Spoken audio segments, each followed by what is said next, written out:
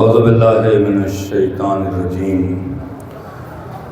بسم اللہ الرحمن الرحیم الحمد للہ الذی لم يتخذ ولدا ولم یکن له شریک فی الملک ولم یکن له ولی من الذل وکبرہ تکبیرا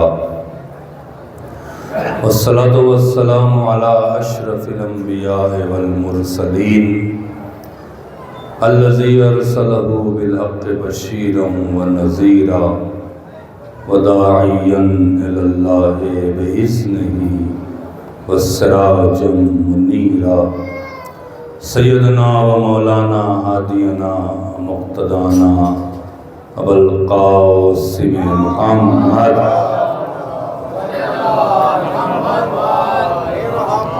الصلاة والسلام على اہل بیتہ الطیبین الطاہرین المعصومین المظلومین المنتجبین الذین اذهب اللہ عنہم الرجس وطہرہم تطہیرا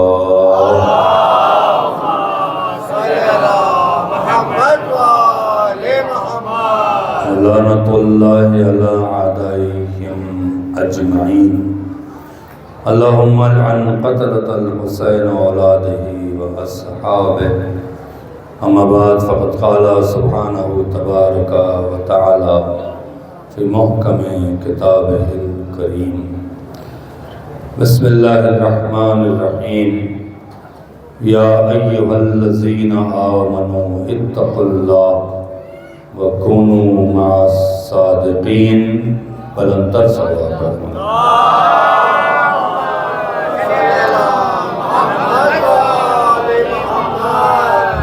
عظمت آل محمد میں بلندتر صلوات پڑھیں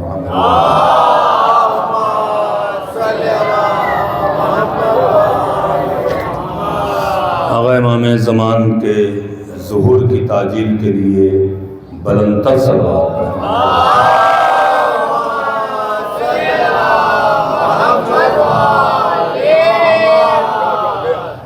ایام عزا کا یہ آخری ہفتہ ہے اور پہلی بار اس پر برکت بسوا ہوں۔ مولانا نے ڈیوٹی لگائی ہے، میں انجمن کا شکر گزار ہوں اور اپنے وہب بھائی کا انہوں نے بہت ہی زیادہ اصرار کیا تو میں حاضر ہو گیا ہوں۔ شاید آپ لوگوں کو ہماری مجلس کی مزاج کا معلوم نہیں ہے، نہ مجھے آپ کا معلوم ہے۔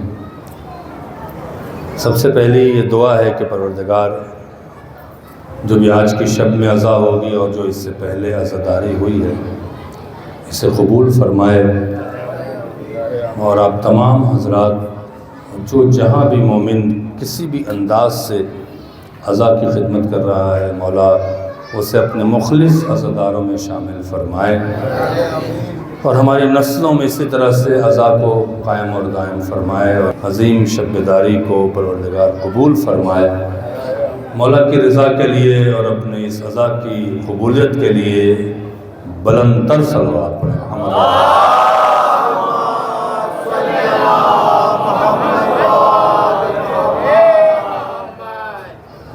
دیکھیں عزیزو، ہم جس اسٹائل کی مجلس پڑھتے ہیں، آج آپ کو ایک ایسا تحفہ دے کے جائیں گے، اگر آپ سوچیں گے اور غور سے سنیں گے تو شاید آپ اپنی زندگی میں بہت کچھ سیکھ سکتے ہیں اور بہت کچھ تبدیل کر سکتے ہیں۔ یہ فرش عزا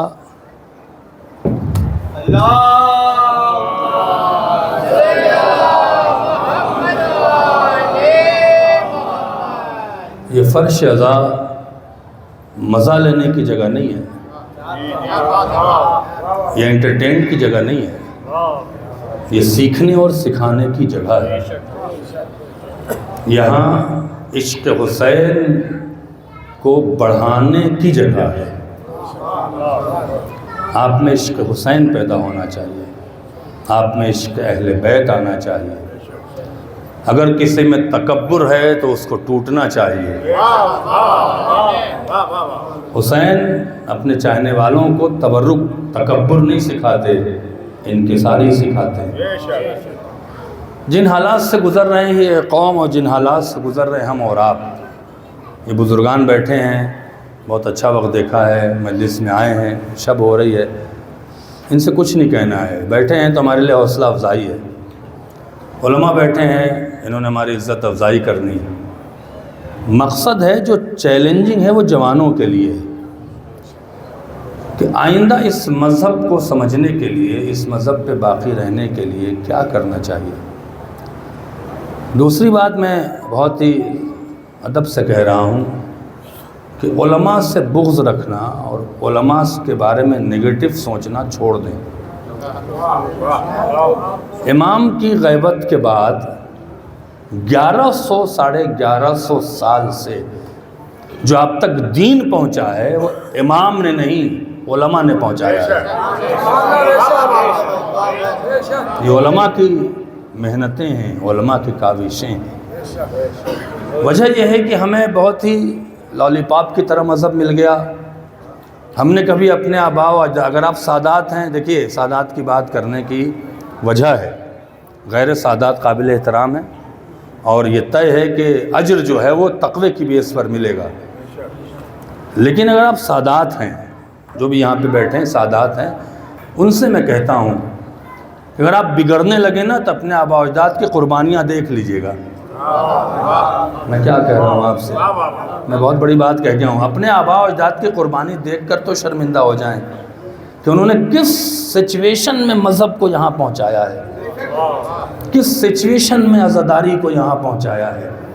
اسے ہم برباد نہ کریں، اسے ہم اپنے آئیڈیالوجی، نئی نئی ٹیکنالوجی، نئی نئی چیزوں سے اس کی رونق کو ختم نہ کریں۔ حسین سادگی کو بہت پسند کرتے ہیں۔ آپ کو آج ایک عالم دین کا پہلے واقعہ سناتا ہوں۔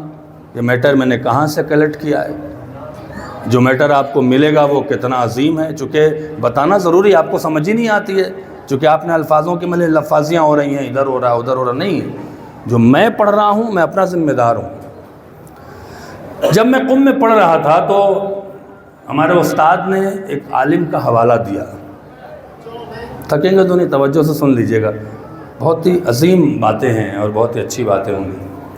وہ کہنے لگے قبلہ علامہ کاظم قزوینی عراقی، 150 سال پہلے ان کا انتقال ہوا ہے۔ یہ ایک ایسا رائٹر گزرا ہے جس نے مختلف عنوان سے علی کے فضائل لکھے ہیں۔ تو میں نے کہا کہ آقا مجھے بتائیں، میں نے پہلے جلد جب ان کی لائبریری سے اٹھایا اور جو میں نے پڑھنا شروع کیا تو میں تو ہل گیا۔ میں نے کہا اس طرح کے فضائل چلتے ہیں ملتے ہیں، ان کے آفس میں گیا۔ میں صرف اس سے بیان کر رہا ہوں کہ آپ کو قیمت معلوم ہونی چاہیے، آپ کو علماء کے بارے میں قدر ہونی چاہیے، ورنہ کہنے کی ضرورت نہیں تھی، میں ڈائریکٹ میٹر کو چھیڑ دیتا، لیکن جب قدر ہوگی تو آپ کو اچھا بھی لگے گا۔ ہم نے کہا یہ کتاب لکھنا، علامہ کاظم قزوینی عراقی نے 3 کتابیں لکھی ہیں عزیزو۔ یہ پہلا شیعہ عالم ہے جس نے خطبہ فدق پر 700 صفحہ لکھا ہے، یہ پہلا عالم ہے شیعہ، ورنہ خطبہ فدق پر جتنا اختلاف ہے 2300 کتابیں خطبہ فدق کے خلاف لکھی گئی ہیں کہ خطبہ فدق نہیں ہے۔ خطبہ فدق کو کاظم قزوینی عراقی نے یوں بیان کیا ہے شہزادی کا خطبہ کہ جیسے معجزہ ہو۔ ایک ان کی کتاب ہے جس کا نام ہے، ابھی وہ عربی میں ہے، موسوعۃ الامام حسین۔ ذرا نظریہ تو سن لیں۔ کہتے ہیں کہ میں نے اس کتاب کے لکھنے کی وجہ کیا تھی، عجیب بات کہتے ہیں کہ حسین کی عزا صرف عبادت نہیں بلکہ تسبیح ہے۔ پتہ نہیں آپ پہنچے کہ نہیں پہنچے، تھوڑا سا میرے ساتھ چلے تاکہ مجھے محسوس ہو کہ آپ کی سماعت بڑی ماشاءاللہ سے لہلہاتی ہوئی ہے۔ حسین کی عزا صرف عبادت نہیں ہے، تسبیح ہے، اس سے کہ تسبیح کہتے ہی اس کو ہیں جہاں تکرار ذکر ہو جائے۔ ابھی بھی آپ نہیں پہنچے۔ مثال کے طور پر آپ تسبیح پڑھتے ہیں تو 34 بار اللہ اکبر کو ریپیٹ کرتے ہیں، 33 بار الحمدللہ، 33 بار سبحان اللہ۔ ذکر کے ریپیٹیشن کا نام ہی تو تسبیح ہے۔ ایک شیعہ جب ماتم کرتا ہے تو نہ جانے کتنی بار حسین حسین حسین کر رہا ہے۔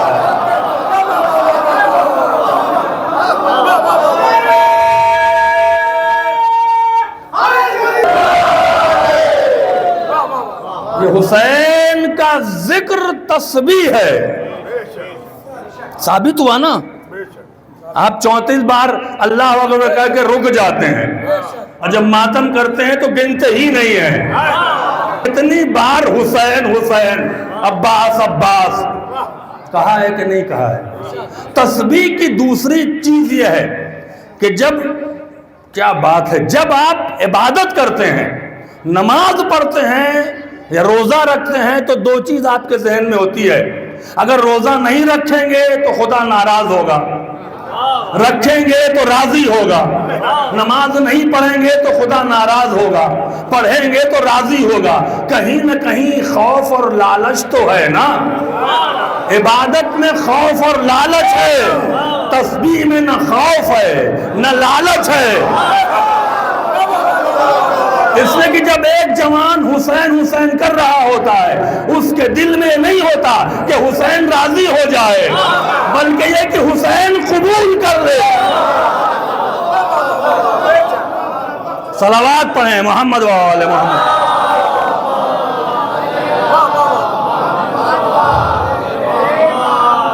انہوں نے کتاب لکھا موسوعۃ الامام حسین،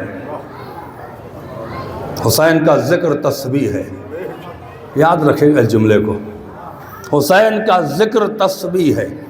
اور اللہ قرآن مجید میں کہتا ہے یسبح للہ ما فی السماوات و ما فی الارض، اللہ کی تسبیح ہر شے کر رہی ہے، چاہے عقل رکھتی ہو چاہے عقل نہ رکھتی ہو۔ اس کا مطلب حسین کی عزا ہر شے کر رہی ہے۔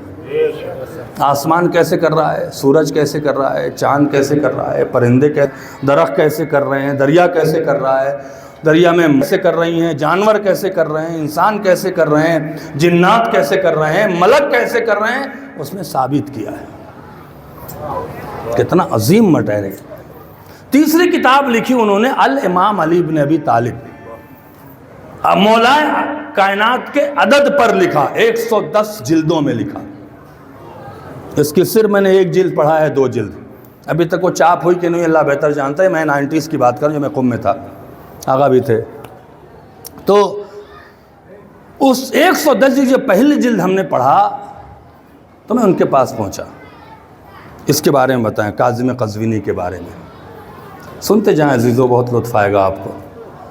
وہ کہتے ہیں کہ آیت اللہ ہے کاظم قزوینی عراقی، ہم لوگ ایک بہت بڑے بزنس مین تھے، ہمارا ہوٹلنگ کا کاروبار تھا۔ ہوٹلنگ مینس یہ والے ہوٹل نہیں جو مہمانوں زائرین کے جو ہوٹل ہوتے تھے، جس کو فارسی میں مہمان سرا کہا جاتا تھا، اب تو ہوٹل ہو گیا چینج، اس وقت مہمان سرا کہا جاتا تھا۔ جتنے بھی زیارت کے مہمان سرا تھے ان کے یہ کنگ تھے، بلینر ارب پتی لوگ تھے۔ کہتے ہیں کہ کاظم قزوینی عراقی ایک دن نجف گئے زیارت کرنے کے لیے، اور زیارت کرنے کے بعد دیکھا کہ ایک عالم دین ہے ممبر پہ بیٹھ کے کچھ مولا کی باتیں کر رہے ہیں، بیٹھ گئے نیچے۔ بزنس مین تھا، اسے کیا لینا دینا، تو اپنے بزنس کو دیکھ رہے تھے، بیٹھ گئے۔ کہتے ہیں کہ 40 سے 50 منٹ، بور تو نہیں ہو رہے ہیں آپ؟ مجھے اندازہ نہیں ہو رہا ہے، میرے اگر بور نہیں ہوتا صلوات پڑھیں محمد و آل محمد۔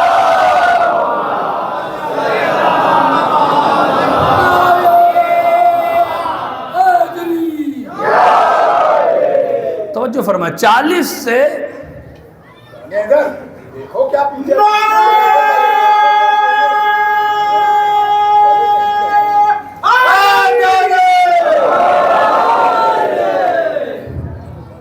اللہ آپ کو سلامت رکھے، بلندتر صلوات پڑھیں۔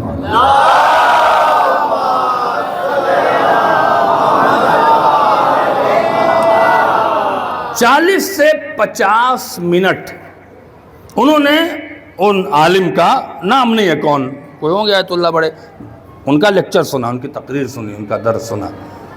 اسی دوران کہتے ہیں ہم نے پیسہ تو بہت کمایا، جملہ سنیے گا عزیزو، ہم نے پیسہ تو دنیا کے لیے کمایا، مرنے کے بعد علی کے پاس لے جانے کے لیے ہمارے پاس تو کچھ بھی نہیں ہے۔ میں نے پوچھا یہ کیوں کہا؟ تو انہوں نے اپنے مقدمے میں ایک واقعہ لکھا ہے، پڑھ دوں واقعہ؟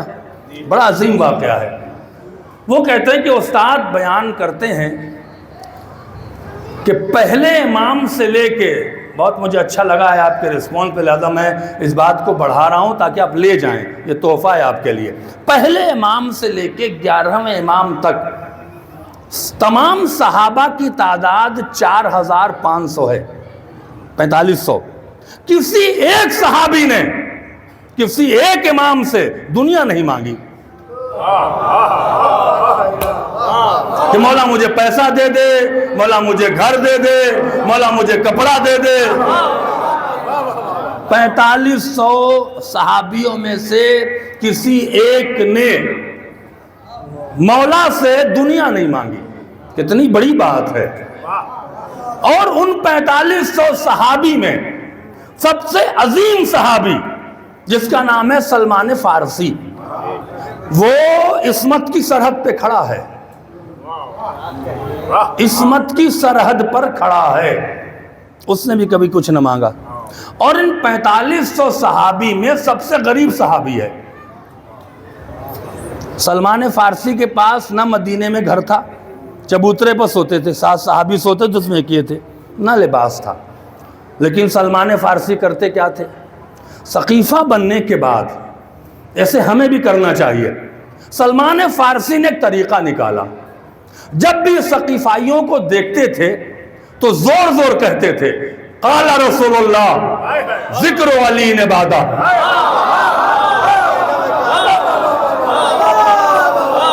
اللہ کا رسول کہہ رہا ہے علی کا ذکر عبادت ہے۔ کیا بات ہے۔ ایک دن سلمان فارسی مسجد نبوی سے گزر رہے تھے کہ سامنے ابی ابن کعب آ گیا، یہ منافقین کا سردار۔ حضرت علی کو اس نے نماز جماعت سے روکا تھا، اس کو سامنے دیکھا تو سلام نہیں کیا۔ کیا سلمان نے بحث کر لی ہے؟ جب سلمان نے سلام نہیں کیا تو ابی ابن کعب کہتا ہے اچھا اب تم بد اخلاق بھی ہو گئے، رسول کی سیرت بھول گئے۔ رسول اللہ نے سلام کی بڑی تاکید کی، اگر جملہ لے گئے تو تھکان دور ہو جائے گی، اور تم مجھے سلام بھی نہیں کرتے ہو۔ تو سلمان نے مڑ کے کہا سلام مسلمانوں کو کیا جاتا ہے۔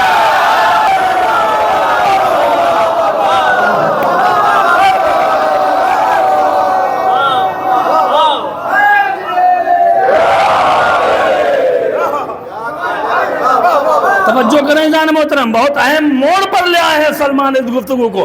کہا کہ سلام مسلمانوں کو کیا جاتا ہے، ختم ہو گیا ہے۔ مسجد میں کھڑا ہوں، لا الہ الا اللہ میں کہہ رہا ہوں، محمد رسول اللہ میں کہہ رہا ہوں، کہتا آگے تو کچھ نہیں کہہ رہے ہو۔ توجہ فرمائیں کہ یاد رکھ، اللہ نے قرآن میں 2 طریقے کے کافر بتائے ہیں، بہت بڑی بات ہے۔ ایک توحید کا کافر، ایک ولایت کا کافر۔ صلوات پڑھیں نا محمد و آل محمد پر۔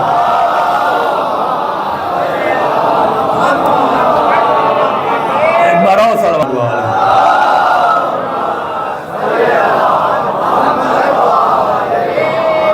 ایک توحید کا کافر، ایک ولایت کا کافر۔ یہ ایویڈنس ہے، ہوائی بات نہیں کر رہا ہوں میں۔ کسی مسلمان کے سامنے کھڑے ہو کے بحث کریں گے پیچھے نہیں ہٹ سکتے۔ میں اپنے جوانوں کو شرمندہ نہیں ہونے دوں گا دشمنوں کے سامنے۔ اس نے پلٹ کے پوچھا کیا دلیل ہے؟ قرآن میں کہاں لکھا ہے؟ کیا قرآن میں 2 طریقے کے کافر بتائے خدا نے؟ کا پہلا کافر جو اللہ کی وحدانیت کا انکار کرتا ہے۔ ایک بار صلوات پڑھیں محمد۔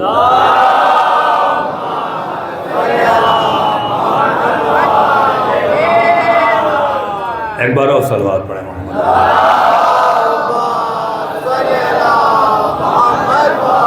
جو اللہ کی وحدانیت کا انکار کرے اسے خدا نے ڈائریکٹ کافر کہا۔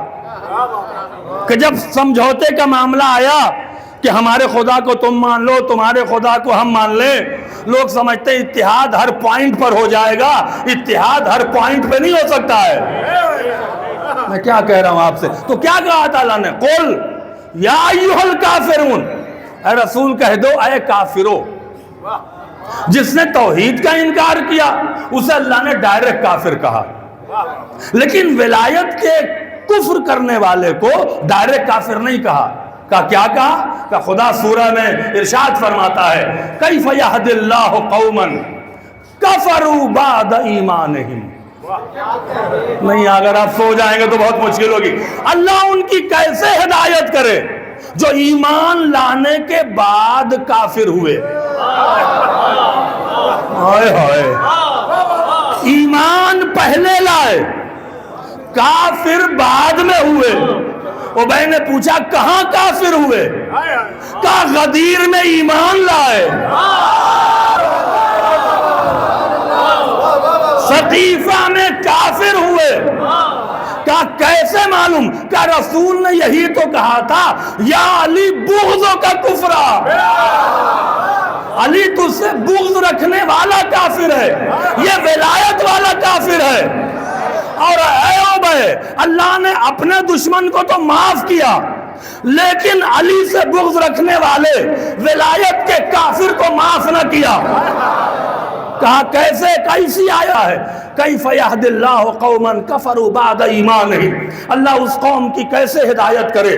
بڑی عجیب آیت ہے جو ایمان لانے کے بعد کافر ہوئی۔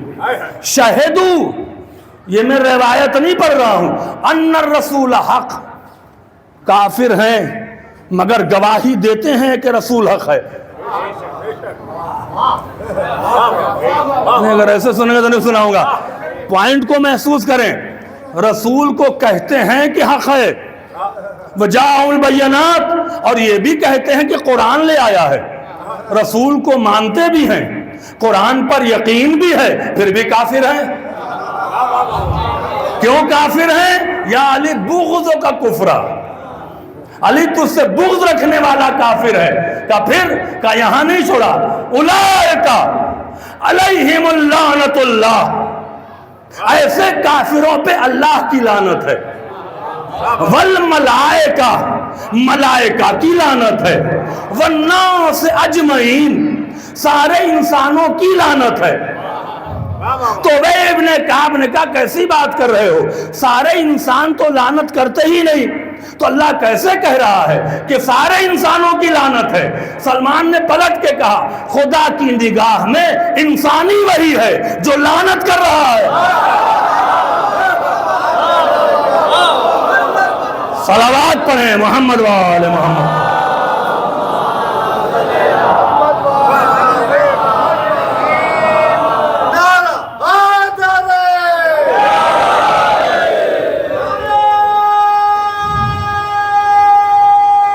شکریہ۔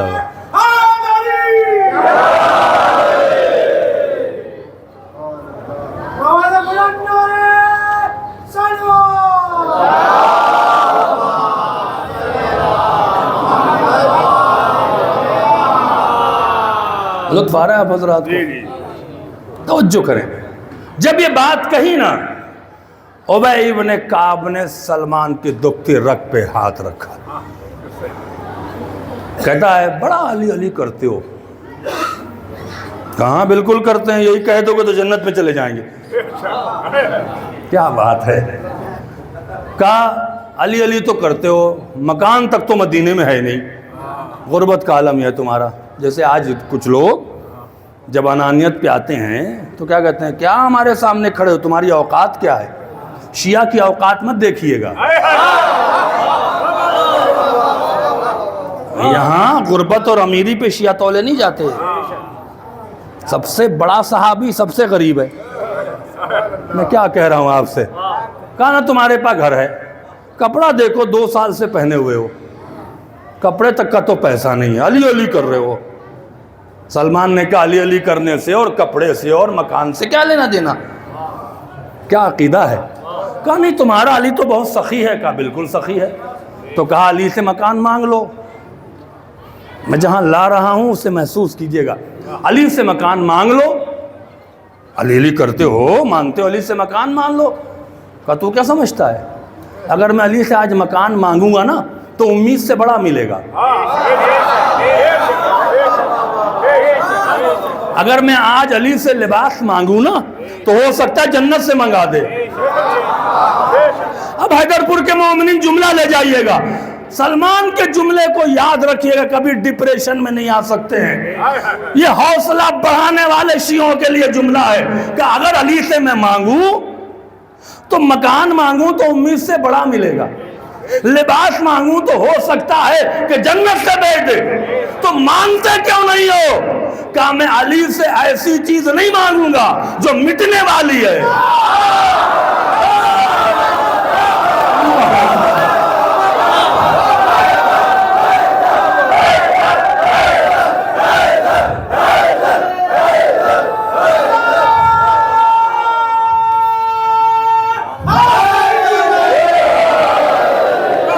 جیتے رہیں، خوش رہیں، آباد رہیں۔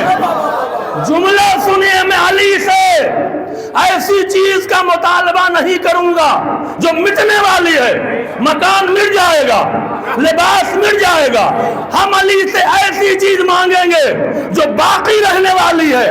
اس نے پوچھا کیا؟ کہ اس کا نام عزت ہے جو پاس نہیں ہے۔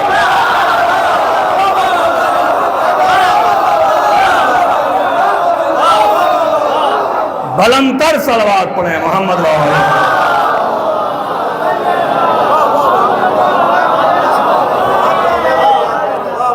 ایک بار اور صلوات پڑھیں محمد وآلہ۔ حسین سے کبھی عزاداری میں نہ کہ 1 لاکھ کی بریانی باٹی 2 لاکھ مل جائے، تمہاری اوقات نہیں ہے۔ حسین سے عزت مانگنا جو دولت سے، لباس سے، مکان سے نہیں ملتی۔ عزت حسین دیتے ہیں، عزت اہل بیت دیتے ہیں۔ سلمان نے کہا لباس بوسیدہ تو ضرور ہے، عزت ہمارے پاس ہے، تیرے پاس تھوڑی ہے۔ یہ جملہ کاظم قزوینی کو حیران کر گیا کہ علی ہمیں عزت دے رہا تو ہم نے علی کے لیے کیا کیا؟ لہذا انہوں نے ارادہ بدل دیا، بزنس چھوڑ دیا۔ 20 سال تک نجف میں پڑھا۔ پڑھنے کے بعد یہ جو کتاب لکھا ہے نا، کہتے ہیں کہ مجھے ڈر لگ رہا کہیں آپ بور نہ ہو جائیں، بات اچھی لگ رہی ہے۔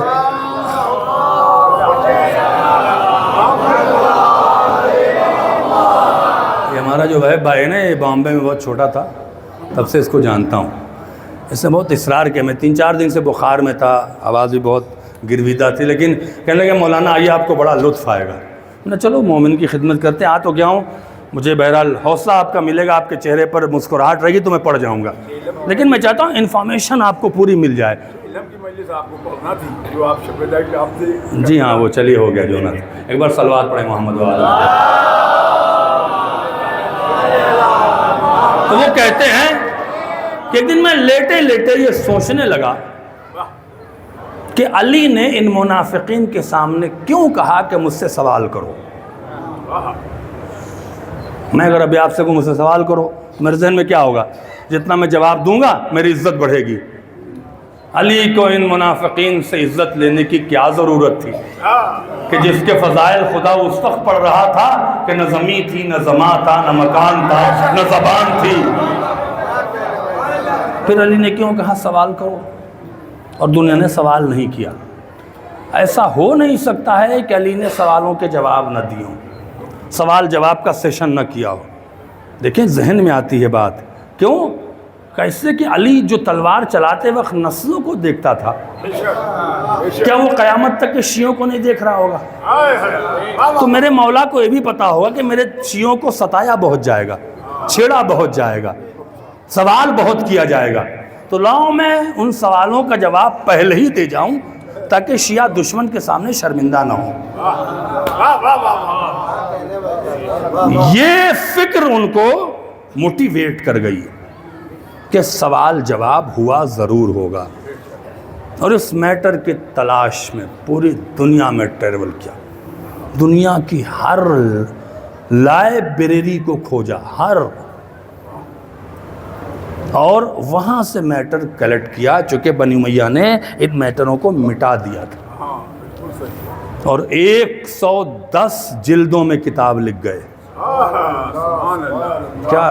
کیا سمجھ رہے ہیں آپ علماء کو؟ اور آخری جلد جب یہ لکھ رہے تھے، موت نے پیغام دے دیا۔ انگلی گھس گئی تھی عزیزو، انگلی پر کپڑا باندھ کے لکھ رہے تھے۔ جب موت کا وقت آیا تو اپنی بیوی کو بلایا، کہنے لگے میرا کفن دفن کر دینا۔ بیوی کہتی کفن کا پیسہ نہیں ہے۔ بلینئر آدمی اہل بیت کے لیے اتنا پیسہ لٹا دیا کہ کفن کا پیسہ نہ بچا۔ اور کہتے ہیں کہ ان کی بیوی نے کہا کہ کاظم قزوینی تم بہت غریب جا رہے ہو، تم نے کچھ نہیں چھوڑا۔ تو کاظم قزوینی نے کہا تمہاری سمجھ میں نہیں آ رہا ہے، بہت امیر جا رہے ہیں۔ اس کتاب سے جو سوال و جواب پر سیشن ہے، 1000 مجلس پڑھوں آپ کا دل اوبے گا نہیں۔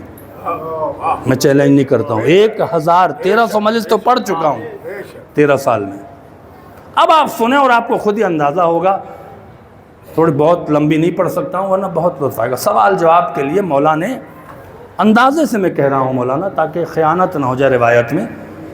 مولا کو اندازہ تھا کہ رمضان میں ہمیں قتل کر دیا گا، ان کو تو پتہ تھا۔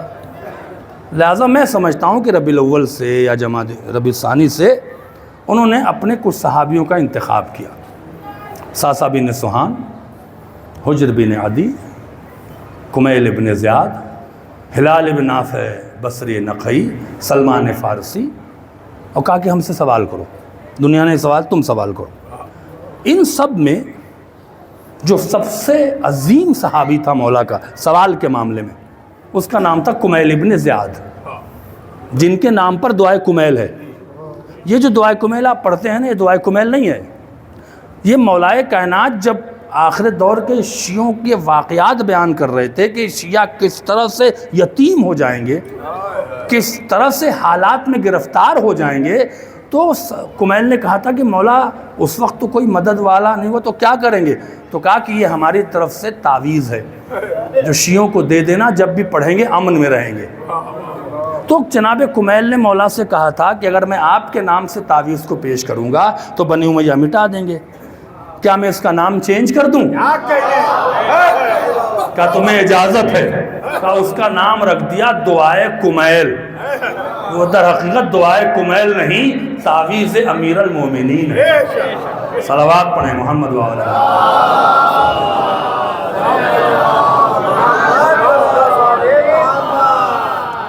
اب پہلے 2-3 سوال سے آپ کو خود ہی اندازہ ہو جائے گا۔ کہا کمیل سوال کرو۔ کمیل بہت سارے سوال کرتے رہے۔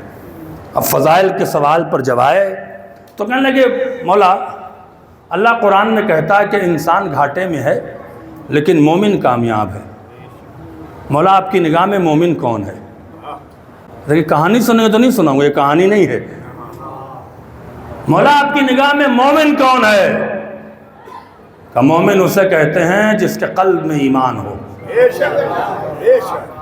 مولا ایمان کیا ہے؟ تم شیعہ ہو تمہیں نہیں پتا کہ ایمان کیا ہے؟ کہ پتہ تو ہے لیکن جب آقا ہوتا ہے تو غلام بولتا نہیں ہے۔ کہ رسول اللہ نے مسجد نبوی میں فیصلہ کیا یا علی حبک الایمان، توجہ کریں، علی تیری محبت ایمان ہے۔ یہاں تک تو سنا ہوگا۔ کمیل نے پلٹ کے کہا مولا آپ کی محبت کیا ہے؟ مولا نے کہا میری محبت چوراہے پر بکنے والا سامان نہیں ہے جو ہر خریدار خرید لے، میری محبت لطف خدا ہے، ظرف دیکھ کر دل میں ڈالی جاتی ہے۔ ابھی بھی توجہ کریں، ظرف دیکھ کر دل میں میری محبت ڈالی جاتی ہے۔ کمیل تم نے غور نہیں کیا، 23 سال لوگ نبی کے ارد گرد رہے، میری محبت نہ پا سکے۔ صلوات پڑھیں محمد وآل محمد۔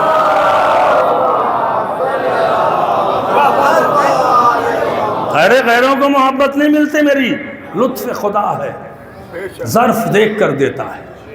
کہ مولا کیسے پتہ چلے کہ آپ کی محبت ہمارے دل میں آ گئی ہے؟ کہ چوراہے پر چلانے کا نام محبت نہیں ہے، جب تمہارے دل میں میری محبت آئے گی تو تم میں کچھ کیفیت پیدا ہوگی، کچھ علامتیں پیدا ہوں گی. علامتیں پیدا ہو جائیں تو سمجھ لینا کہ تم میرے شیعہ ہو. کیا بات ہے. کمیل نے ہاتھ جوڑ کے کہا مولا وہ علامتیں کیا ہیں؟ بات اچھی لگ رہی ہے آپ حضرات کو؟ بڑے سادگی سے سن رہے ہیں، اس سے میں تعجب کر رہا ہوں. مولا وہ علامتیں کیا ہیں؟ کہا 3 علامتیں پائی جائیں تو کہہ دینا کہ میرا شیعہ ہے. کہا وہ علامتیں کون ہیں؟ کہا الاولی السخاوہ، توجہ فرمائیں، الاولی الشجاعہ، میرا چاہنے والا بہادر ہوگا. اللہ اکبر. والثانیہ السخاوہ، میرا چاہنے والا سخی ہوگا. والثالثہ یتمنى الموت، میرا چاہنے والا تمنائے موت کرے گا. اب کمیل کا سوال سنیے. کہا مولا دنیا ہمیں بہادر کہے کوئی فرق نہیں پڑتا، فاتح خیبر کی نگاہ میں بہادر کون ہے؟ اللہ اکبر. فاتح خیبر کی نگاہ میں بہادر کون ہے؟ علی نے کہا پہلے بہادری کی تعریف تو سن لو کہ بہادری کہتے کس کو ہیں. کہا مولا کس کو بہادری کہتے ہیں؟ جملہ لے گئے تو بات آگے بڑھے گی، ورنہ میں خریدار کو دیتا ہوں، اگر آپ جاگ رہے ہیں تو موتی لے جائیں، ورنہ میں ضائع کرنے والا میٹر نہیں ہوں. کیا مولا بہادری کسے کہتے ہیں؟ عجیب جملہ کہا جو اپنی طاقت اور دولت سے لوگوں میں خوف پیدا کرے وہ بزدل ہے. اللہ اکبر. جو اپنی طاقت سے اور اپنے پیسوں سے لوگوں میں خوف پیدا کرے وہ بزدل ہے. جو کردار سے دل کو جیتے وہ بہادر ہے. صلوات پڑھیں محمد و آل محمد.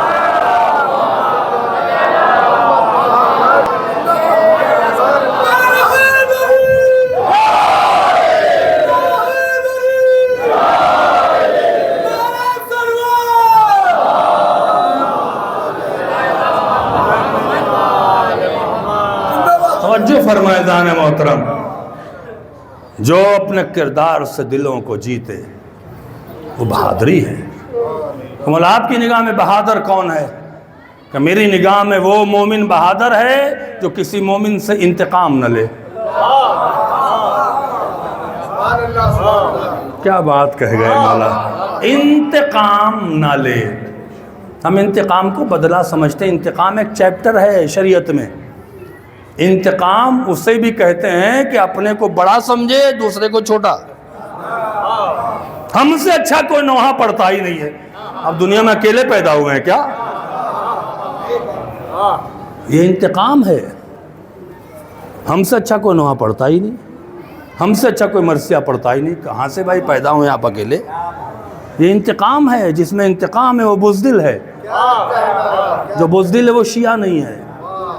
یہ کاظم قزوینی نے لکھا ہے بڑی معتبر روایات کے ساتھ، انتقام نہ لے.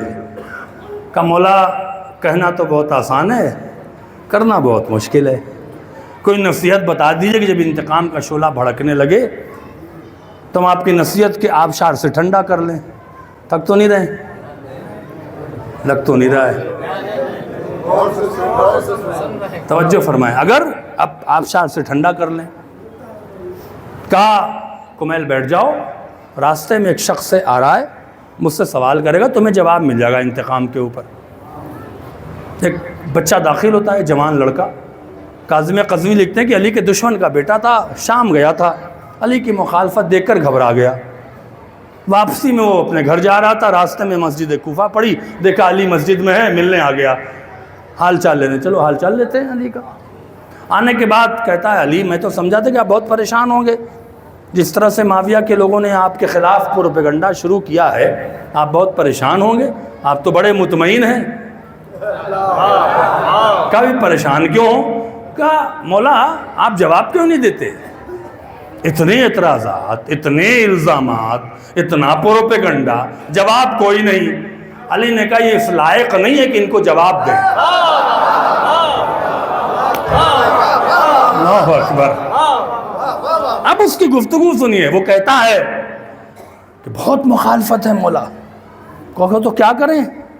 کہ کوئی جواب دیجئے. کہ مجھے جواب نہیں دینا ہے. مجھے کچھ نہیں کہنا ہے، جو کہہ رہا ہے کہنے دو۔ اس نے اپنی حد پار کی۔ جب تک کہ مجلس کا قیمتی جملہ مولا کا سنا رہا ہوں آپ کو، اگر آپ اپنے پاس رکھیں گے تو شریعت اور جب بھی نیک کام کوئی کریں گے نا، ڈریں گے نہیں، اگر یہ جملہ آپ کے ذہن میں رہ جائے گا۔ اس نے کہا علی، اگر آپ نے کچھ نہ کیا، نہ بولے، اور جس طرح سے بنی امیہ کا پروپیگنڈا چل رہا ہے، آپ کا وجود ختم ہو جائے گا۔ علی سے کہتا ہے آپ کا وجود ختم ہو جائے گا۔ علی نے مسکرا کے کہا وجود کے ختم ہونے کی بات کرتا ہے، جملے پر ہر آدمی بولے گا مجھے لے کے اب تھکے نہیں ہیں۔ کہ یہ بتا، جو منبر پہ بیٹھ کے مجھے برا کہہ رہے ہیں، انہیں یقین ہے کہ زندہ نیچے اتریں گے؟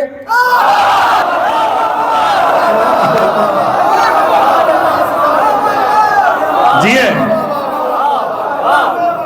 جو منبر پہ بیٹھ کے مجھے برا کہہ رہے ہیں، انہیں یقین ہے کہ زندہ نیچے اتریں گے؟ وہ کہتا ہے نہیں۔ کیا انہیں یقین ہے کہ اگلی سانس لیں گے؟ وہ کہتا ہے کہ نہیں۔ بس علی نے کہ جنہیں اپنے وجود کا پتہ نہیں ہے، وہ علی کا وجود کیا مٹائیں گے؟ صلوات پڑھیں محمد والے۔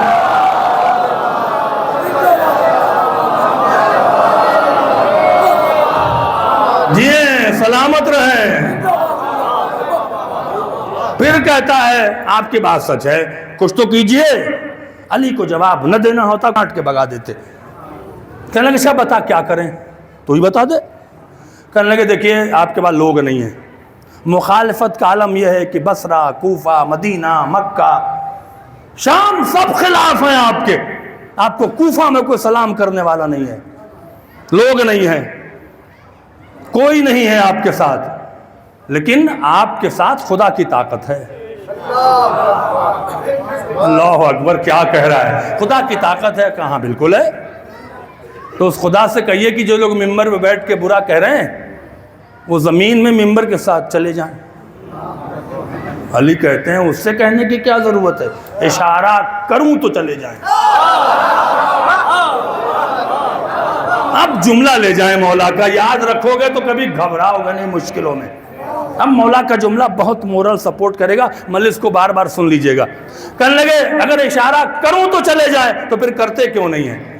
کہ اول تو میں انتقام نہیں لیتا، یہ بزدلوں کا کام ہے۔ اگر میں انتقام لینے کا ارادہ کروں تو سوچ کے رک جاتا ہوں کہ میں نے بھی اپنے سے کسی کو بڑا مانا ہے، میں بھی کسی کا سجدہ کرتا ہوں۔ اگر میں انتقام لوں گا تو بندے کا انتقام ہوگا۔ میں نے اپنا بدلہ خدا پہ چھوڑا، خدا کا انتقام بڑا ہوگا۔ اور دنیا میں گواہ ہے تاریخ کہ علی نے اللہ پہ چھوڑا کہ علی کا بدلہ اللہ لے گا۔ اللہ نے ایسا بدلہ لیا کہ جو منبروں پہ بیٹھ کر علی کو برا کہہ رہے تھے، نہ ان کی نسلوں کا پتہ ہے، نہ ان کی نسلوں کا پتہ ہے، نہ ان کی قبروں کا پتہ ہے، نہ ان کے مزاروں کا پتہ ہے۔ علی بھی ہے، علی کی اولادیں بھی ہے، علی کا مزار بھی ہے۔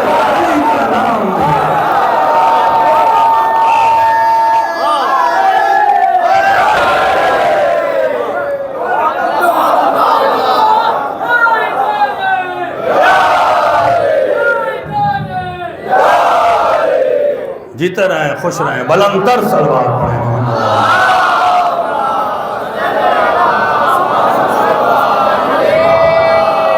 اور اللہ نے اس بنی امیہ کی نسل کو اتنا ذلیل کیا ہے کہ اگر آج کوئی بنی امیہ میں سے ہوگا تو نہیں کہے گا کہ میں ان میں سے ہوں۔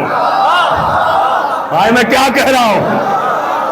اور علی کی نسل کو اتنا عزت دار کیا ہے کہ لوگ داخل ہونے کی تمنا کر رہے ہیں۔ صلوات پڑھیں محمد وآل محمد۔ ایک بار اور صلوات پڑھیں محمد وآل محمد۔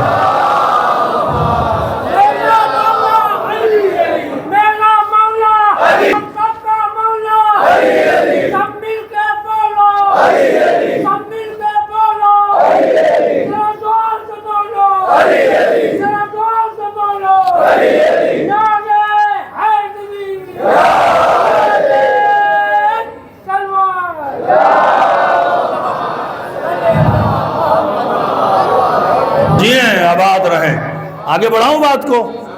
تھک تو نہیں رہے؟ اگلا سوال کمیل نے کیا. مولا بات اچھی ہے. دیکھیں کمیل انتقام پر بار بار ریپیٹ کر رہے ہیں تاکہ مومنین تک پیغام اسٹرانگ پہنچے. بات تو ختم ہو گئی تھی کہ مولا یہ مسئلہ بڑا مشکل ہے. میں مشکل واقعہ نہیں پڑھ تو رہا ہوں میں. ابھی کوئی مجھے برا کہ 4 ملز پڑھ دوں گا. یہی تو انتقام ہے. بار بار ہمیں سمجھانے کی کوشش کروا رہے ہیں مولا سے. احسان ہے کمیل کا عزیزو. کہتے ہیں مولا یہ کیفیت کب طاری ہوگی کہ میں اپنے مولا پہ چھوڑ دوں, اللہ پہ چھوڑ دوں؟ ایک جملہ کہہ دیا کہ یہ کیفیت اس وقت طاری ہوگی کہ جسے مانگتے ہو اس پہ بھروسہ کرو. جسے مانتے ہو اس پہ بھروسہ کرو. کمیل نے کہا مولا بھروسہ ہی تو سمجھ میں نہیں آتا, چونکہ جو بار بار ٹوٹتا ہے وہی بھروسہ ہے. جملے کا لطف نہیں اٹھایا آپ نے. جو بار بار ٹوٹ جائے وہی تو بھروسہ ہے. بھروسہ کرو پھر ٹوٹ جاتا ہے. اچھا ہمارے بھروسے کا عالم کیا ہے؟ ہمارے بھروسے کا ہو سکتا ہے کوئی بھی نہ ہو. آپ آئے امام بارگاہ میں زیارت کی, آپ نے مولا عباس کا علم پکڑا. کہا مولا نوکری نہیں ہے, نوکری چاہیے. کس سے کہا؟ باب العوائد سے, جو کبھی رد نہیں کرتا حسین کے عزادار کی دعا کو, کبھی رد نہیں کرتا ہے. کہا نا اگر بھروسہ ہوتا تو باہر نکلے کوئی مولانا صاحب مل گئے, مول صاحب کوئی رزق کی دعا بتا دیں. جب مولا سے مانگا تھا تو مولوی سے کیوں مانگا؟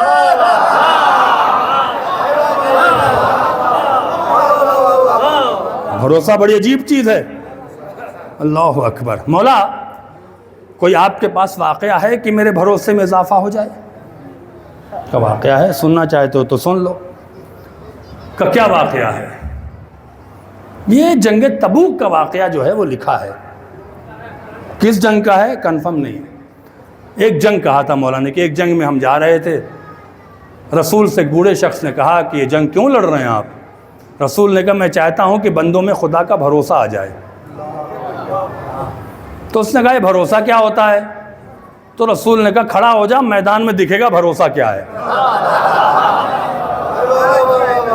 اچھا واقعہ سنانے سے پہلے ماشاءاللہ بڑا تازہ ذہن ہے اور ایسی سماعت بڑی کم ہے, لہذا میں اپنے پہ جبر دے کے پڑھ رہا ہوں, ورنہ میری مجلس کا ٹائم ختم ہو چکا تھا. میں 50 منٹ کا ہی خطیب ہوں, لیکن جبر دے رہا ہوں آپ کی سماعت. اللہ اس سماعت کو بڑا اچھا رکھے, ورنہ بعض جگہ تو لگتا ہے کہ قبرستان میں پڑھ رہے ہیں. خود پہ بھی شرمندگی ہوتی بھائی جلدی سے پڑھ کے اترو. ہاں بہت جگہ ایسے ہو چکا ہے, لیکن اللہ کا شکر ہے اللہ آپ لوگوں کو سلامت رکھے. اگر آپ سنیں گے تو سناتا جاؤں گا. توجہ فرمائیں, ایک بار اور صلوات پڑھیں محمد و آل محمد. جب علی یہ واقعہ بیان کر رہے تھے, یہ ذہن میں رکھیں گے تو لطف آئے گا. اور جب علی یہ واقعہ بیان کر رہے تھے کمیل ابن زیاد سے مسجد کوفہ میں, تو علی کے خلاف پوری دنیا تھی. 70,000 ممبر علی کے خلاف بول رہا تھا. اس وقت یہ بات کہہ رہے ہیں, اور جو اس میں جملے کہے ہیں نا وہ بہت چپنے والا ہے. اس کو فیل کر کے سنیے گا تو اور مزہ آئے گا. اس نے میں نے کہہ دیا, کہا کہ رسول نے کہا دیکھے گا ابھی تجھے بھروسہ دکھے گا میدان میں. جنگ شروع ہو جاتی ہے. کمیل میں لڑتے لڑتے کافر سے الجھ گیا. کافر کے ہاتھ سے تلوار چھوٹی, وہ بھاگا. میں بھاگتے ہوئے کو دوڑاتا نہیں ہوں, میں اپنی جگہ پہ کھڑا رہا. وہ کچھ دور بھاگا, وہ سمجھ گیا علی نہیں آ رہے ہیں, اس نے گھوڑا موڑا. اب گھوڑا موڑ کے میرے سامنے آیا.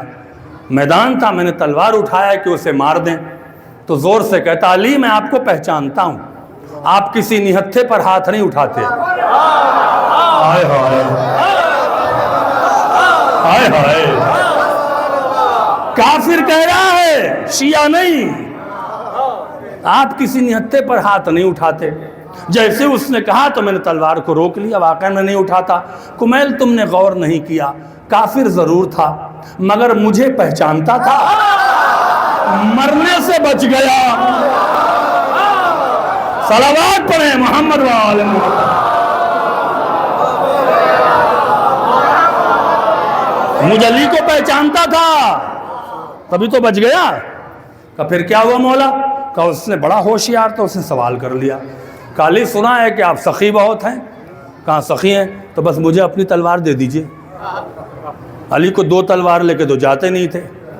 اما ایک تلوار نہیں سنبھلتی تھی دنیا سے، ایک ہی تلوار لے کے جاتے تھے۔ کمیل کی آنکھیں نکل آئیں، مولا اس نے تلوار مانگی؟ ہاں مانگا۔ آپ نے کیا کیا؟ علی کے در سے کسی کو خالی ہاتھ تو بھیجا نہیں گیا، لیکن بڑا ہوشیار تھا، اس نے مطالبہ تلوار کا کیا۔ تلوار دے دوں تو امامت خطرے میں، نہ دوں تو سخاوت خطرے میں۔ تو کیا کیا مولا علی؟ وہ کیا کہ جو سخاوت نہ کرے، ہم نے تلوار دے دیا۔ اب علی کا جملہ لے جائیں گے، چوٹ کر دی علی نے۔ مولا کہتے ہیں کمیل جیسے ہی کافر مسلح ہوا اپنی اصلیت پہ پلٹا، اور اس نے تلوار لہراتے ہوئے کہا علی یہ بتاؤ آپ کو بچائے گا کون؟ اب آپ کے پاس تو تلوار بھی نہیں ہے، علی یہ بتائیں آپ کو بچائے گا کون؟ علی نے پلٹ کے کہا تو سمجھتا ہے کہ تلوار بچاتی ہے؟ اللہ اکبر! تو سمجھتا ہے کہ تلوار بچاتی ہے؟ کون بچاتا ہے؟ علی کا خدا بچاتا ہے۔ دیکھیں بھروسہ کس لیول پر ہے، خدا بچاتا ہے۔ خدا بچاتا ہے، کہاں بچا لے گا؟ ہاں بچا لے گا۔ تلوار مارے؟ مار۔ لطف نہیں اٹھا رہے ہیں عزیزو، تلوار مارے؟ مار۔ مارے علی تلوار؟ مار۔ کہتے ہیں میں نے ڈھال بھی پھینک دی، اور ڈھال پھینک کے گھوڑے میں ہاتھ کو یہاں ڈال کے بیٹھ گیا، میں ڈھال سے نہیں رکوں گا، مار۔ کاظم قزوینی یہاں پہ بریکٹ میں ایک چوٹ لکھتے ہیں، ایک جملہ لکھتے ہیں، کہتے ہیں علی میں اور دوسروں میں یہی فرق تھا، دوسرے تلوار رکھنے کے بعد بھی فرار کر گئے۔ اللہ اکبر! علی دشمن کو تلوار دے کر بھی کھڑا ہے، مارے تلوار؟ مار۔ یہ جملہ میری نگاہ میں مجھے وجد آ جاتا ہے عزیزو، جب میں جملہ علی کا بار بار پڑھتا ہوں، پہلی بار نہیں پڑھ رہا ہوں، کتنی بار یہ مجلس پڑھ چکا ہوں، مجھے وجد آ جاتا ہے۔ کمیل تم نے غور نہیں کیا، وہ کہہ رہا ہے ماروں، میں نے کہا مار۔ کافر مسلح ہو کر بھی پریشان تھا، میں نہتہ ہو کر بھی مطمئن ہوں۔ صلوات پڑھیں محمد و آل محمد۔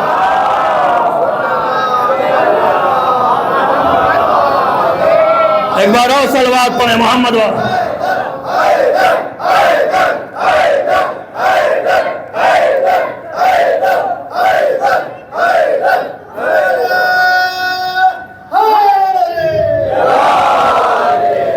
مارے تلوار؟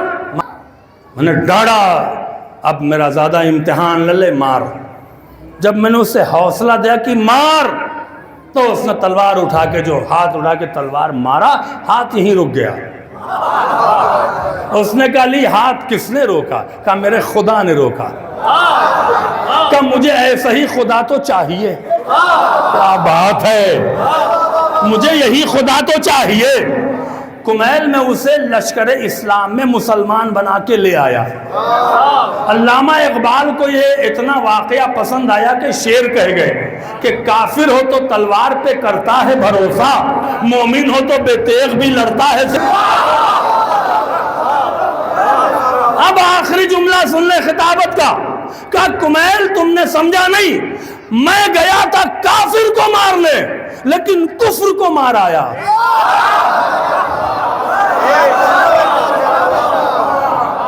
صلوات پڑھیں محمد و آل مولا۔ یہ بھروسہ کب آئے گا؟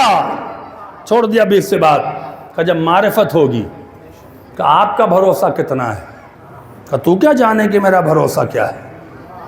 اس نے پلٹ کے، مولا نے بہت سوال کیا، ایک سوال اور سناتا ہوں اور آپ سے اجازت لیتا ہوں، بڑا پرلطف سوال ہے، پھر اللہ جانے کب موقع ملے گا، کب آئے نہ آئے، لیکن میں چاہتا ہوں کہ اس سوال سے محروم نہ رہیں۔ کہتے مولا یہ جو آپ نے اس طرح سے کمالات کیے، اس کا کوئی ثبوت ہے؟ ایک منافق نے مجھ سے پوچھا کہ علی سے جا کے کہو کہ جو یہ کہتے ہیں کہ میں سلطان نصیر ہوں، اس کی کوئی محکم دلیل دے دیں۔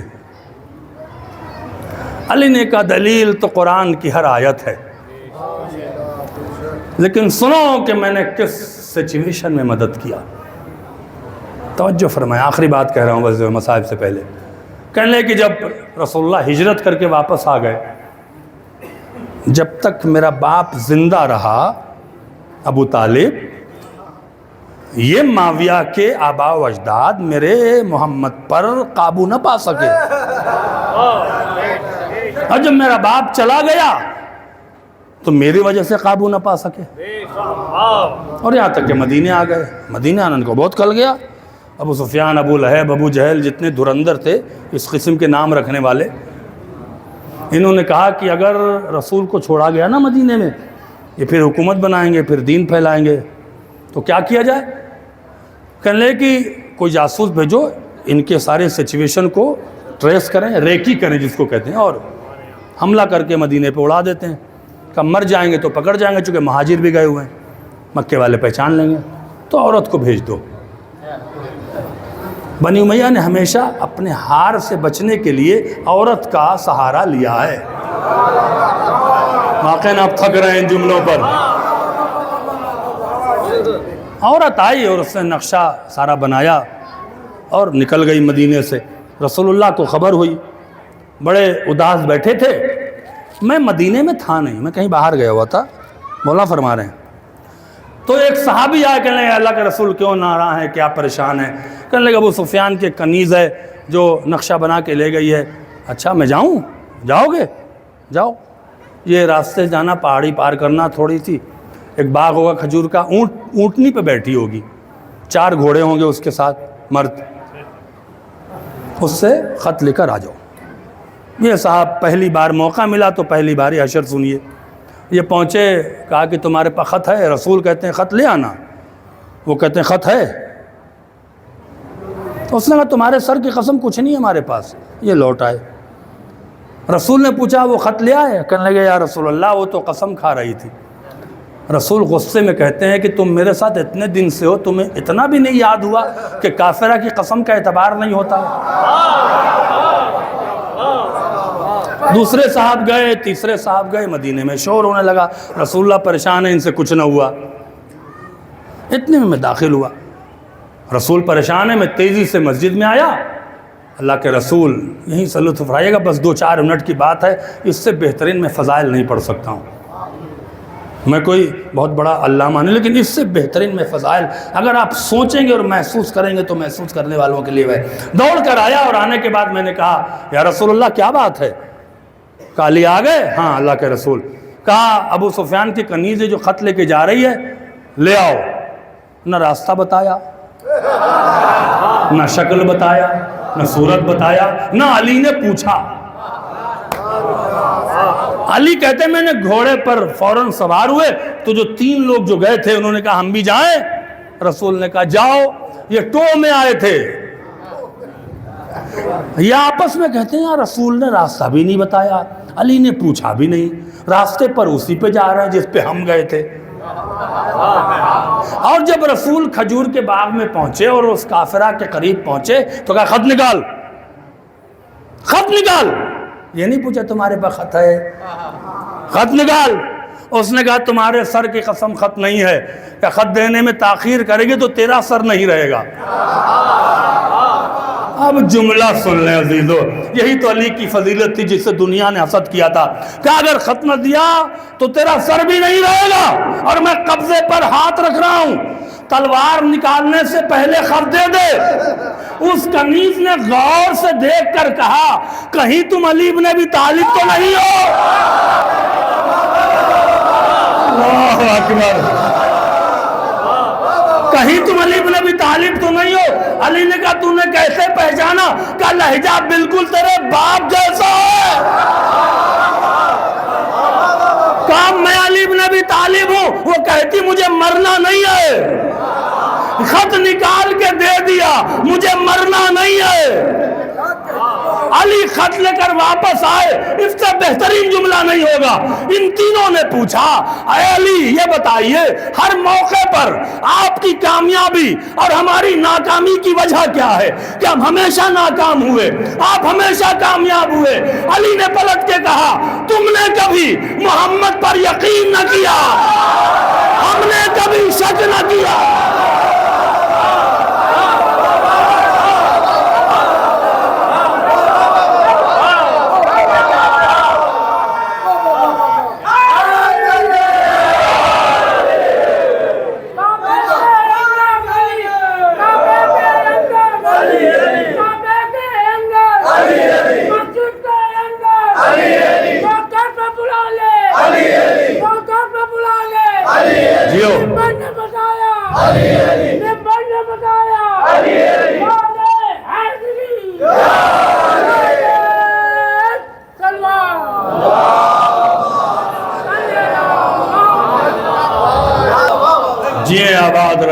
ہم نے کبھی محمد پر یقین نہ کیا.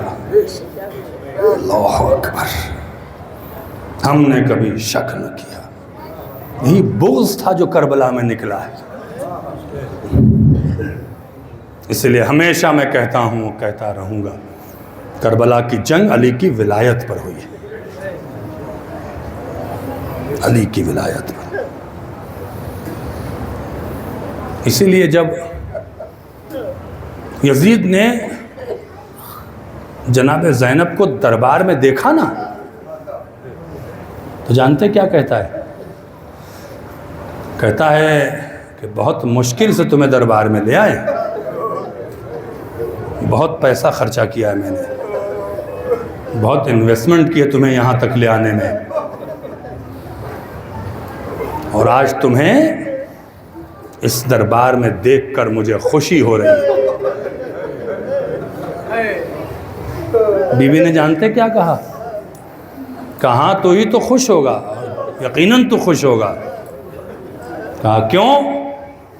یفرحون اولاد البغات علی قتل اولاد الولات. ولیوں کے قتل پر خوشیاں وہی مناتے ہیں جو بد کردار ماؤں کی اولاد ہے. اور اب کوئی اگر محرم پہ ہیپی محرم کرے، مبارکبادی دے، تو سمجھنا وہ بد کردار ماں کی اولاد ہے. رو لو عزیزو. امام رضا نے ہمارے لیے یہ معین کیا تھا محرم سفر،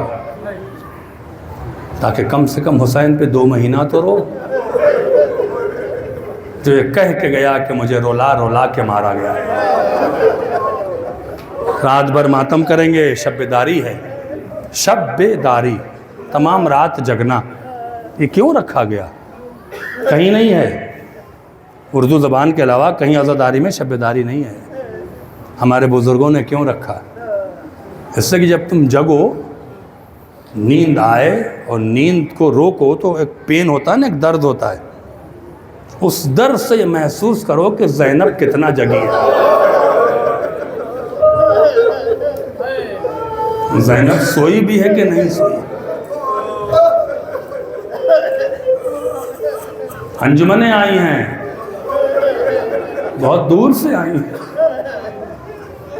میں راستے میں کہہ رہا تھا، کچھ لوگ بیٹھے تھے، میں یہاں نہیں کہتا ہوں، میں نے سنا ہے بڑی اچھی آپ خدمت کرتے ہیں، لیکن ایک پیغام عمومی دے رہا ہوں، آپ کو نہیں دے رہا ہوں، ناراض نہ ہوئیے گا. میں آپ کو ناراض کرنا نہیں، آپ کی خدمت کرنے آیا ہوں. یہ انجمن کے جوان آتے ہیں نا، ان کا اہتمام کیا کرو، ان کو آرام کراؤ. ان سے حسین بہت راضی ہوتا ہے. بہت جگہوں پر دیکھا ہے، انجمن آتی ہے، کوئی اہتمام نہیں ہوتا. نہ ان کے لیے کولر ہوتا ہے، نہ ان کے لیے ویسی فیسلٹی ہوتی ہے.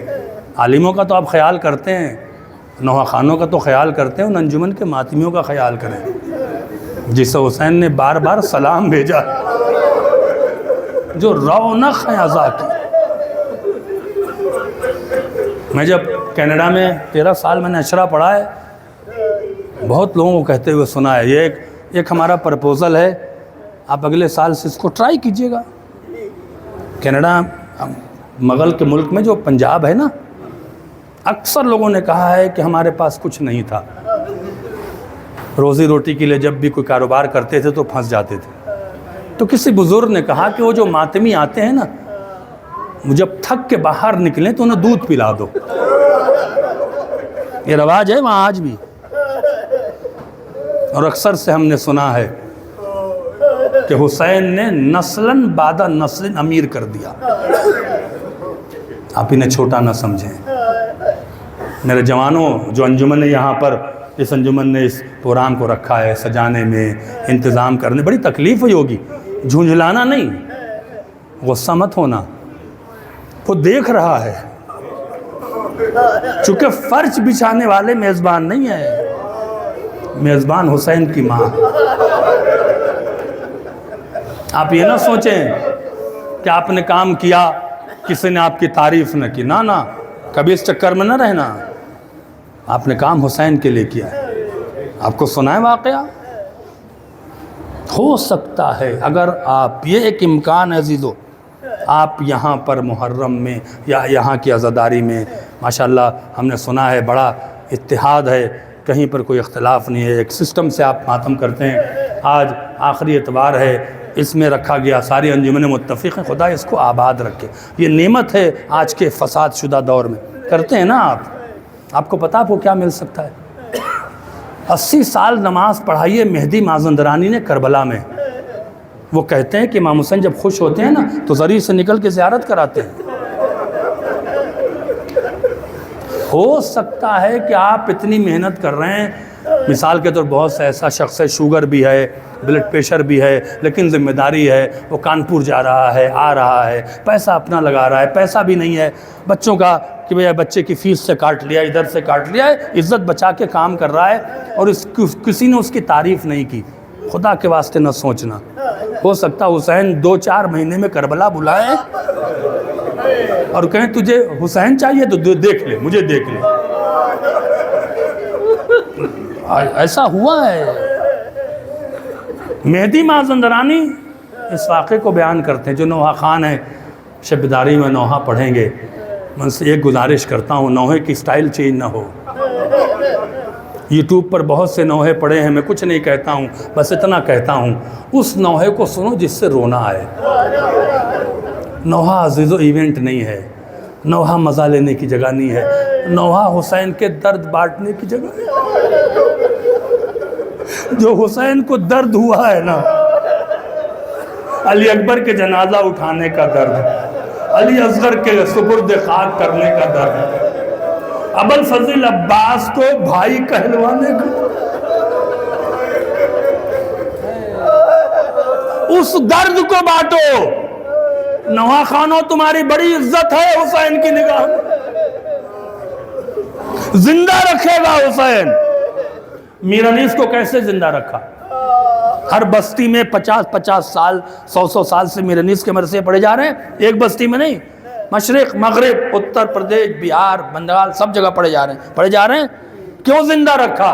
چونکہ میر انیس نے حسین کا درد شیئر کیا۔ کیسے درد شیئر کیا؟ 2 مصروں میں کیا کہہ دیا ہے کہ 150 سال سے جب بھی مصرع سنتے ہیں رو دیتے ہیں، میں جب پڑھتا ہوں رو دیتا ہوں، نہ جانے کتنی بار پڑھ چکا ہوں۔ وہ کون سے 2 مصرے ہیں جس میں میر انیس نے درد بتایا ہے امام حسین کا؟ کیا کہا؟ عباس مر گیا، میرا اکبر جدا ہوا، ہم سے کسی نے یہ بھی نہ پوچھا۔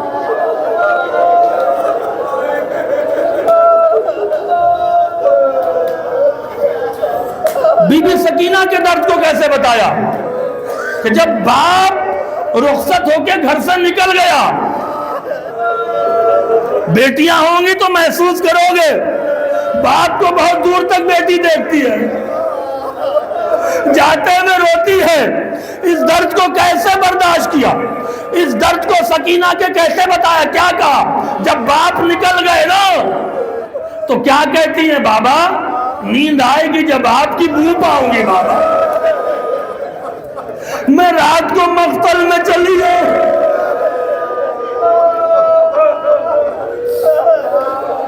جزاکم ربکم، خدا کس غم میں نہ رلائے گا۔ ایام عزا کے آخری دن ہے، زندہ رہو گے تو اگلے سال یہ شب بیداری ہے، مر گئے تو سلام آخر ہے۔ پچھلے سال کتنے لوگ تھے؟ اب کی سال نہیں ہے۔ میں 2-4 جملے پڑھ دیتا ہوں، اس لیے کہ دیکھیے حسین سے عشق پیدا کرنا ہے نا تو تنہائی میں رو۔ 8 ربیع الاول کے بعد امام بارگاہوں سے وہ رونق چلی جائے گی۔ اب کیا کرو؟ تنہائی میں رو۔ عشاء کی نماز پڑھ لیا، یہ آپ کی آخری نماز ہے وقت کی، اب صبح زندہ اٹھو گے تو پڑھو گے۔ نماز پڑھنے کے بعد اتنا سا کام کرو، سلام پڑھنے سے پہلے تشہد سلام نماز ختم کرنے کے جب آپ کھڑے ہوتے ہیں، کھڑے ہونے سے پہلے اتنا سا کام کر لیں، حسین کو یاد کر لیں۔ کیا کہیں؟ اے حسین تیرے سوکھے لبوں کو سلام۔ 3 بار کہیں، 40 دن 50 دن 2 مہینہ 2.5 مہینے کے بعد آپ پھر برداشت نہ کر پائیں گے۔ حسین حجاب ہٹاتے ہیں، حسین عشق پیدا کرتے ہیں۔ اور آئیے ایک دو جملے مصائب کے کہہ جاتا ہوں، اصل میں محرم میں پڑھتا ہوں لیکن گریے کے لیے پڑھ دیتا ہوں کہ جب بھی یاد آئے ہمیشہ روئیے گا تو مجھے یاد کر لیجئے گا۔ عجیب جملہ ہے یہ، جملہ روایت میں نہیں ہے، ایک بہت بڑے آیت اللہ کا، ایک بہت بڑے عالم کا جملہ ہے جو انہوں نے کہا کہ امام نے شاید ایسے کہا ہوگا۔ وہ جملہ کیا ہے؟ کہتے ہیں کہ جب علی اکبر شہید ہو گئے اور صرف عباس بچے، ابوالفضل عباس کے علاوہ کوئی نہ تھا، تو امام حسین خیمے سے نزدیک تھے، اس خیمے سے جس خیمے میں سکینہ تھی۔ مولا عباس نے جب کہا کہ مولا مجھے مقتل میں جانے کی اجازت دے دیجئے، تو سکینہ کے کانوں میں عباس چچا کی آواز گئی، بس دوڑی مشک لے کے آئی۔ سکینہ نے اپنے لیے پانی نہیں مانگا، کیا کہا؟ چچا پانی لے آؤ ورنہ اصغر مر جائے گا۔ اللہ اکبر۔ حسین نے کہا عباس جاؤ پانی لے کے آؤ۔ یہ کہنا تھا، عباس خیمے میں گئے، اپنے تلوار لگائی، تیریں رکھی، کچھ اور اسلحے، کچھ اور اپنے کو سجایا، باہر آئے۔ حسین نے کہا کیا عباس یہ تلوار کیوں لگائی ہے، یہ تیر کیوں لگایا ہے؟ ہم نے تو پانی لانے کے لیے کہا ہے۔ یہ کہے کہ حسین نے اپنے ہاتھوں سے تلوار اتار لی، تیر اتار لیا، سارے اسلحوں کے اسباب سب اتار لیے، صرف نیزہ دے دیا۔ جب سب اتار لیا نا تو عباس اداس ہو گئے، اطاعت کی منزل میں تھے، کیا کہتے؟ اللہ اکبر۔ عباس کے چہرے پہ حسین کیسے اداسی دیکھتے؟ چہیتا بھائی تھا، چھوٹا بھائی تھا، جب اداسی دیکھی نا بس یہ جملہ ہے، آئے مجھے کلیجے میں طاقت دے کہ میں کہہ دوں۔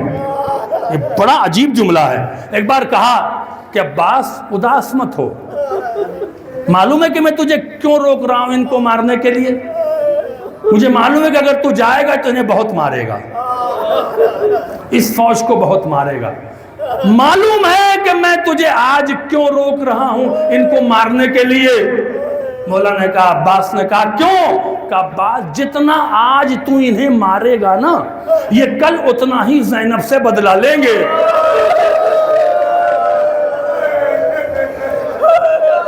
اللہ اکبر۔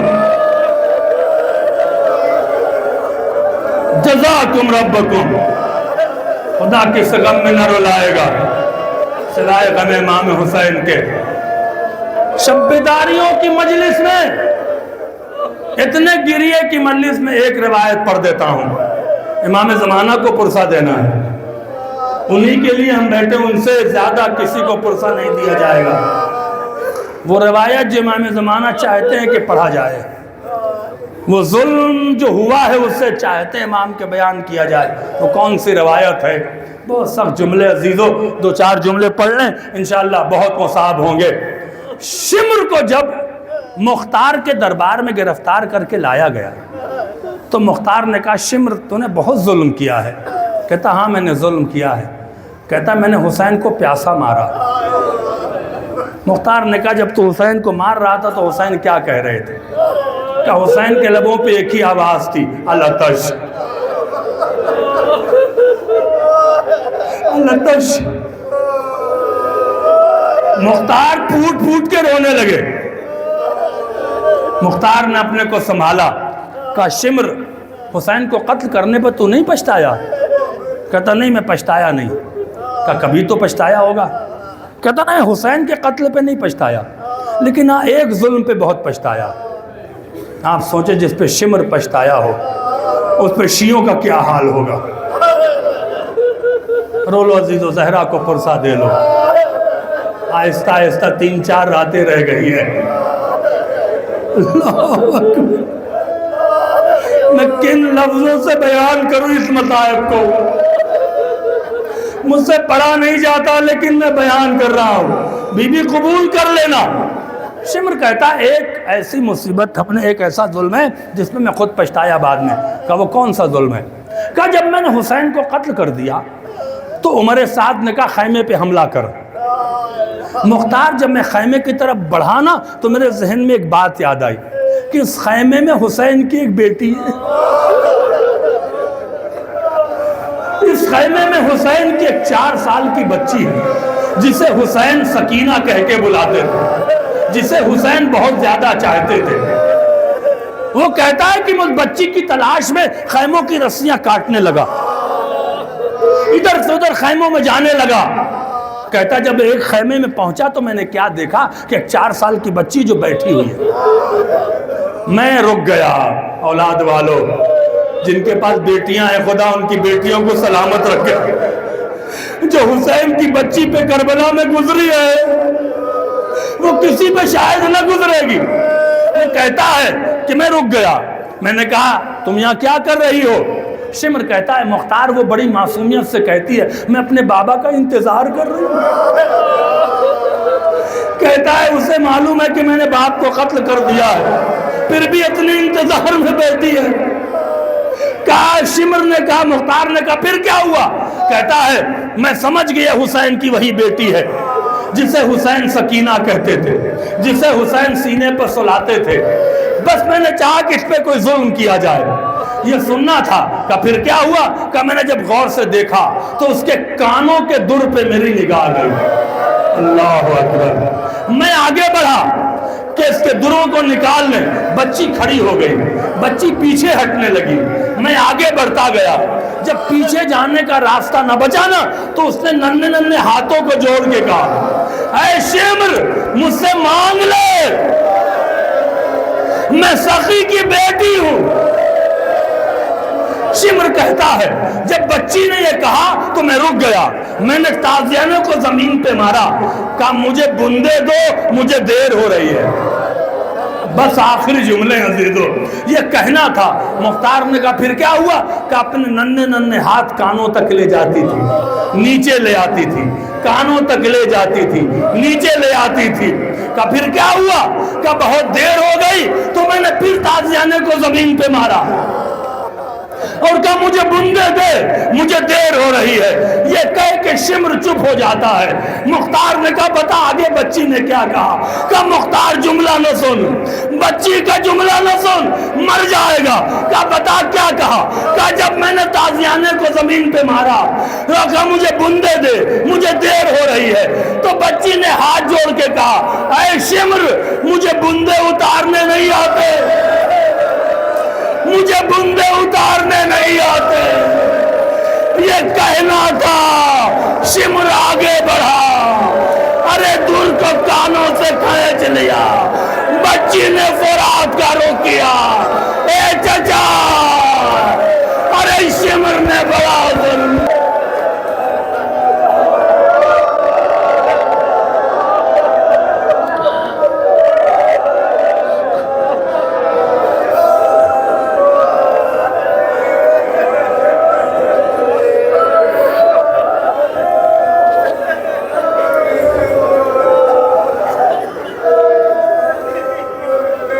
سيعلم الذين ظلموا من انقلب ماتم